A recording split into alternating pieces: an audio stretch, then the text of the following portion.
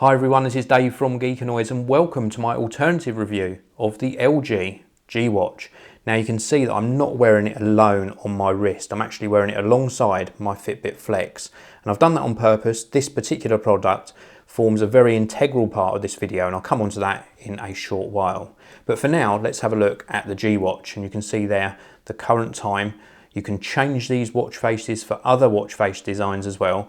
And in fact, if you haven't seen my unboxing and first look, please do check that video out as well on the channel.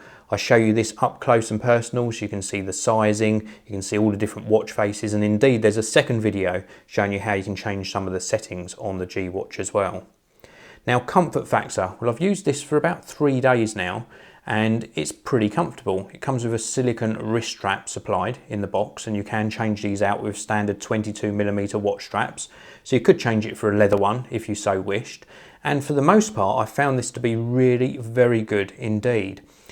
People are saying that it's quite bulky. It looks like a slab of technology on your wrist. And yes, they are right in saying that. It's got large sort of bezels around the edge, and the actual thickness of the watch is quite thick and bulky.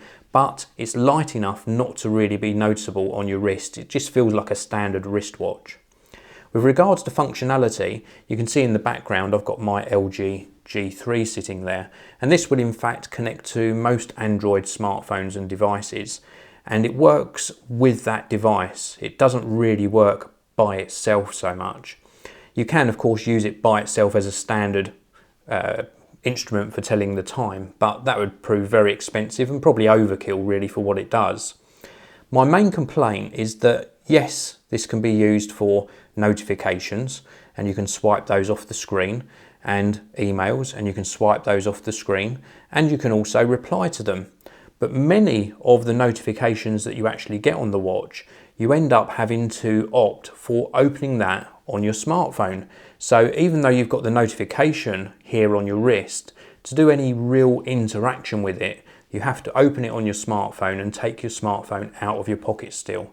And that's my main problem with a smartwatch like this, is what is it adding to me? What is it adding to my lifestyle?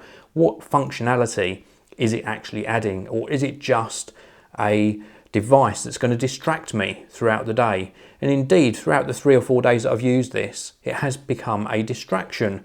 When I get a notification, not only does it buzz and vibrate in my pocket, it also buzzes and vibrates and makes a noise on my wrist. And then to interact with it more often than not, because of either the functionality of the watch or wanting to be able to type faster on my smartphone, I still have to get my smartphone out of my pocket. So that's the problem I have with the G-Watch, is what does it add to functionality? Yes, it's nice. I love the watch faces. I'd be lying if I said I didn't like it. I love the Google Now functionality as well, where I can search for things. All of those things I really like. But does it add anything to my wrist that is useful? And alongside the Fitbit Flex, which is why I've got this on my wrist, this adds something. Now, of course, this tracks steps as well, but this tracks steps and it also tracks my sleep activity. It interacts with an app, and I can choose to actually look at that app from time to time and not have this get in the way of my day. It doesn't distract me, it's just there, and if I want to see how active I've been, I just double tap on the screen and I get some feedback about my daily activity. And if I want to look at further statistics about my activity, then I simply get my smartphone out of my pocket, load up the Fitbit app, and I'm good to go. Whereas this just seems to be getting in the way. It doesn't seem to really give me something that I really reach for. And I'm going to tell you something here. I've had this 3 or 4 days. On one of the days I forgot to put it on until lunchtime, so that just proves how much I didn't really need it on my wrist. Whereas my Fitbit Flex, from day one, I think I've forgotten it once, and that's in about 1.5 years. So it's a telling story, and I think the future of smartwatches really depends on the manufacturer getting it right and adding something extra than just something that interacts with your smartphone, something that you've still got to get your smartphone out of your pocket to get any real case use from. So it is a nice device, it's very well made. I'd like to see the second generation of the Android Wear watches really take things to the next level. So that's it for this video. Thank you very much for watching. If you've enjoyed it, please do hit that like button, please do subscribe, and I'll see you all in the next one. Thank you very much for watching my video. If you'd like to subscribe to the channel, there are two places you can find the subscribe button.